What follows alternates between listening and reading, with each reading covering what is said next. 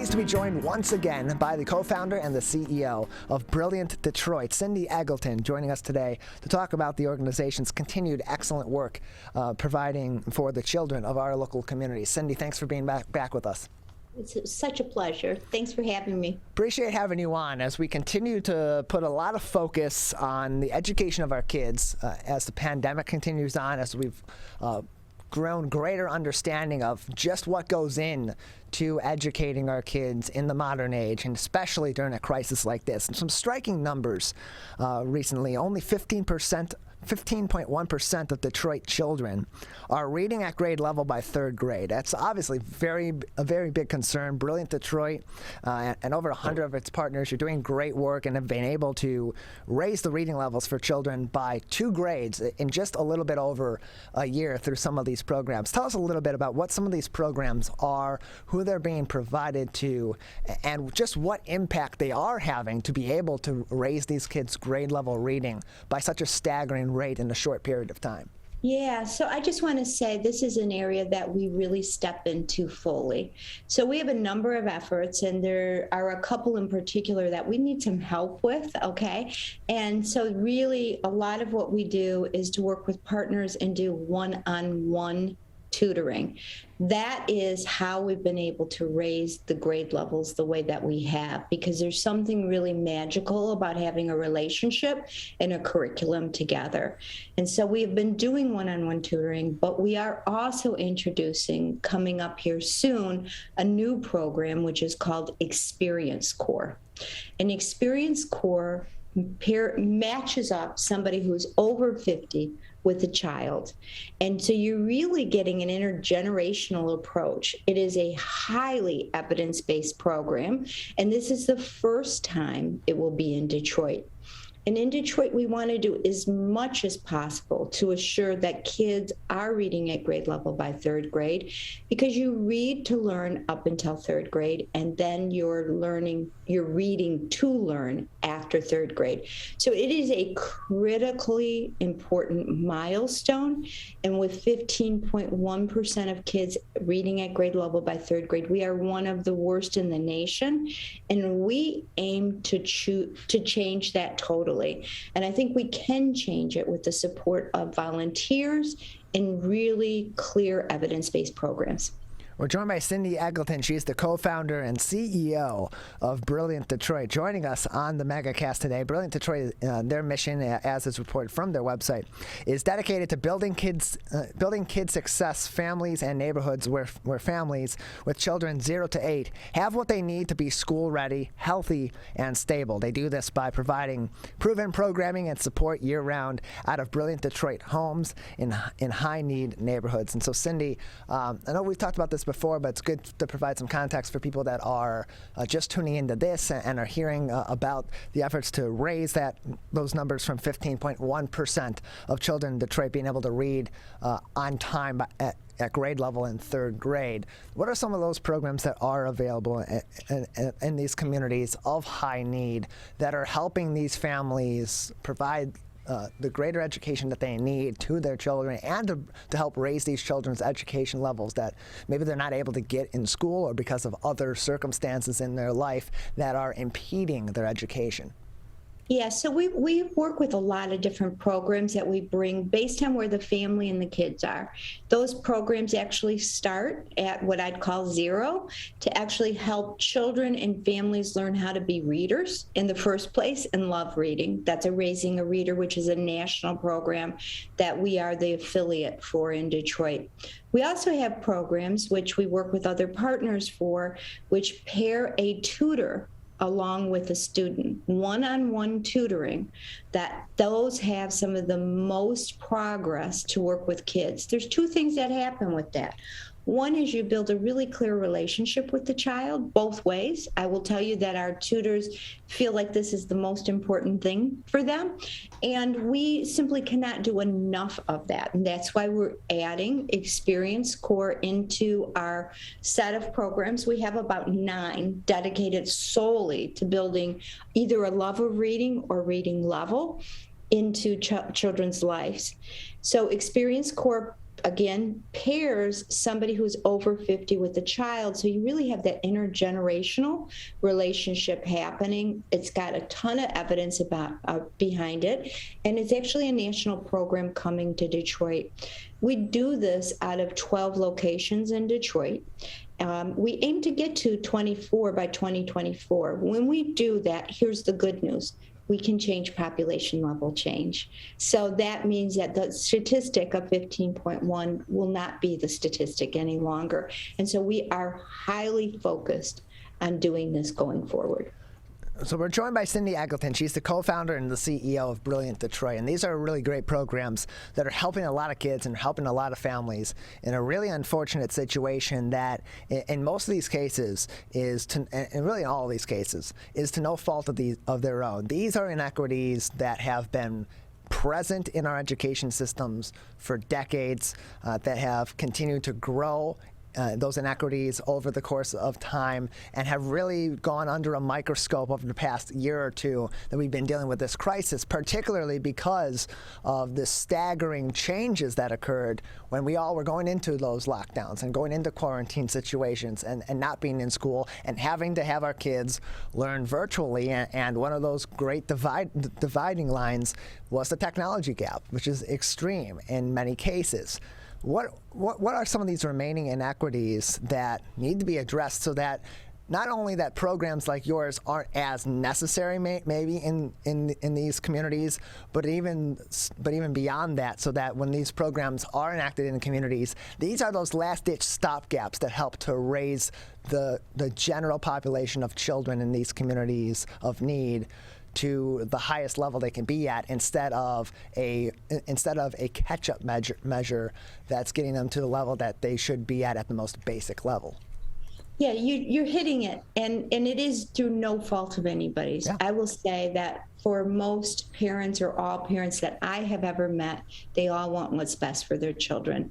There have been years of disinvestment in many urban neighborhoods and cities. Detroit is no different, where there have been housing crises, there's a large amount of poverty due to inequities in hiring, et cetera, and the school system hasn't been what it should be. We really should never have this kind of need in any community, because you know what? Literacy is a right, I believe, and it is the most equitable way to assure that generation to generation, we don't have inequities going forward. I think you're naming a couple of the really big things that are important here. One is we certainly need to do the wraparound support, and we certainly need to have these programs. We also need to make sure that the schools are providing everything that they can provide, and that literacy is at the forefront of that. The other pieces that you're naming, and it's absolutely the case, and we are part of something which is called 313 Connect in Detroit, which I'm very proud to be part of, is the true fact that during this period, during COVID, many families did not have a device to learn from, or 6 or 7 people, or 2 to 3 even, were sharing the same device. That is not the best way to learn for anybody, let alone if there's other challenges. So we really need to have a city, all cities should have the ability to have devices, to have internet, and truly not just as a basic need, but as a common need, so that it's not dividing people, so that something as basic as having a computer in this day and age, we're all connected digitally, is not an impediment. So we are working really hard to assure that in each neighborhood that we are in Detroit, and frankly everywhere within Detroit and other urban cities, that in fact these things are equalizers. They're not segregating and pulling people apart. But Cindy, it goes beyond just the access to that technology. You also need to be able to know how to use it best to your advantage, both from an educational front, but also in a general life situation. Because in a lot of cases, the disadvantages that these children are at, that are being bridged by organizations like yours, like Brilliant Detroit, and others in our communities, they're evident. they're evident of disadvantages at the familial level that also need to be addressed. And beyond getting greater access in our communities, or more equitable access in our communities to technology, media literacy has to be a critical part of bridging that gap.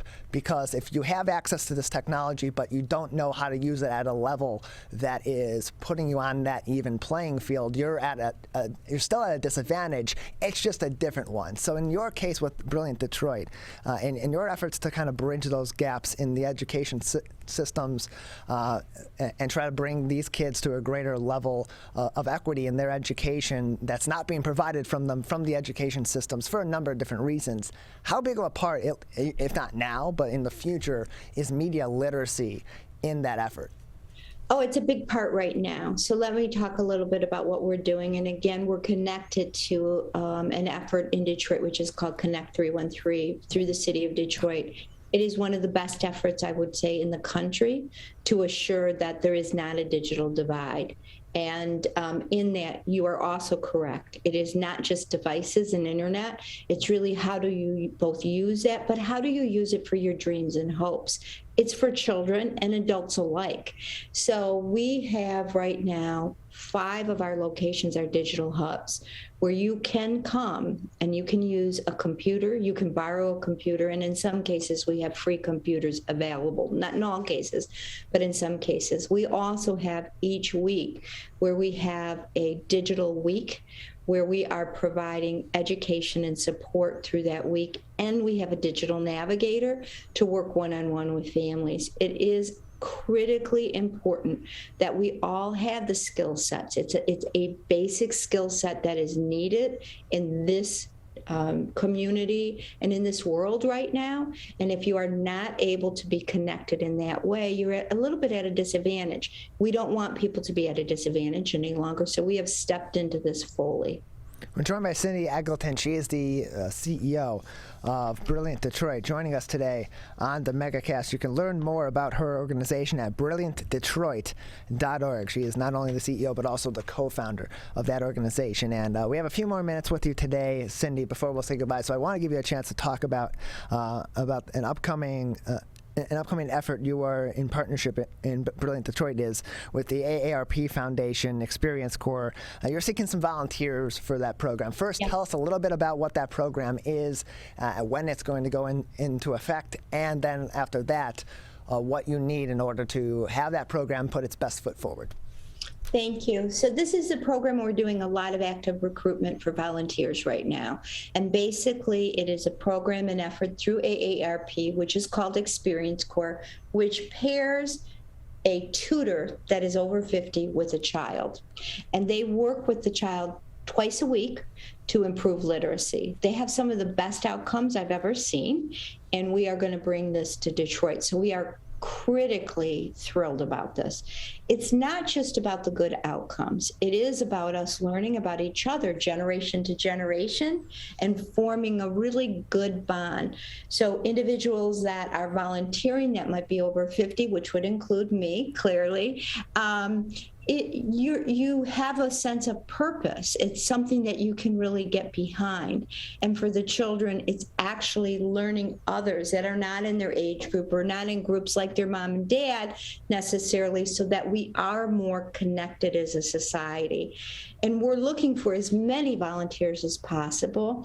People can send us an email at info@brilliantdetroit.org, or they can go on our website and volunteer on the volunteer page. We believe this can be a game changer for the city, so we are launching it in 3 of our locations in January, but the time to sign up is now because you have to get trained, and we want to sort of start building that relationship. So really excited about this and excited about what this can bring for the city, for kids, and for the adults that are participating.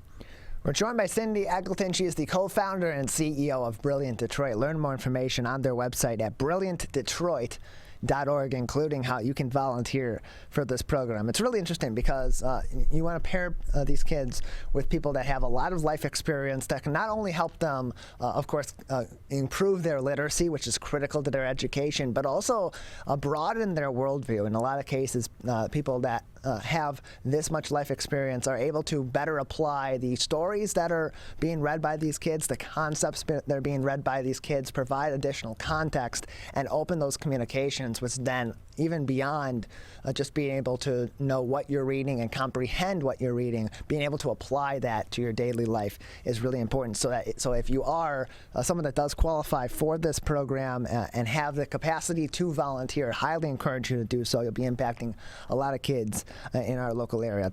For those interested in taking the first step to be involved in this opportunity, they're invited to join one of the program's virtual information sessions from 5 to 7 p.m. on October 13th and 14th. That is tomorrow, Wednesday, and Thursday from 5 to 7 p.m.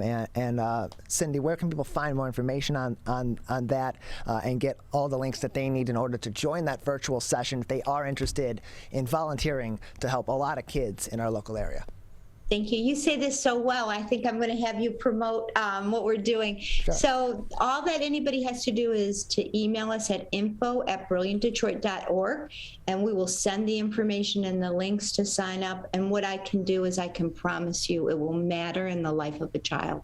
Again, that is info@brilliantdetroit.org. Info@brilliantdetroit.org if you would like more information on the virtual informational sessions on this opportunity with Brilliant Detroit in partnership with the AARP Foundation Experience Corps of Michigan. Again, info@brilliantdetroit.org, and those informational sessions are tomorrow, Wednesday, October 13th, and on Thursday, October 14th from 5 to 7 p.m. And once again, I'll give that email out in case you're not able to make those virtual sessions, but you would like more information, you would like to find out how you can volunteer and what needs to go into that. Again, info@brilliantdetroit.org. Cindy, just another couple minutes with you before we'll say goodbye today. Any other information that would be important for our audience to know right now, or things that people should be on the lookout for that Brilliant Detroit is working on in the near future? Yeah, so we're in an active phase of just building and growing. So again, we have the 12 locations. We would love to have anybody join us at all of them or any of them to help with both the literacy efforts, can kind of look at are there some activities that you can do together if the holidays are coming up. We have committed to 15 locations this year, and we will commit to 3 more next year. And it is just a beautiful way to get a view of community and what's happening on a positive note. I will tell you that this is an effort that we call neighbor to neighbor, regardless of zip code. I've never seen anything more beautiful than the families and people that come together for the good of kids. There's really nothing more that is as important. We just recently got our evaluation back, and we were able to show from a third party that we were able to move the needle for kids and families significantly in the areas of education, health, and family support. And that is because of everybody working together for a common goal.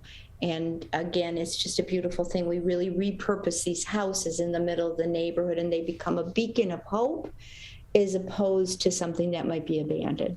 We appreciate your time, and thanks for telling us about everything that you're doing and your organization is doing to help children bridge some of these great gaps in their education that, like we both have said, are of no fault of their own, and provide opportunities for people in the community as well to help bridge those gaps also. Appreciate it, Cindy. Thank you for having me. I really appreciate it. Have a great day, everybody.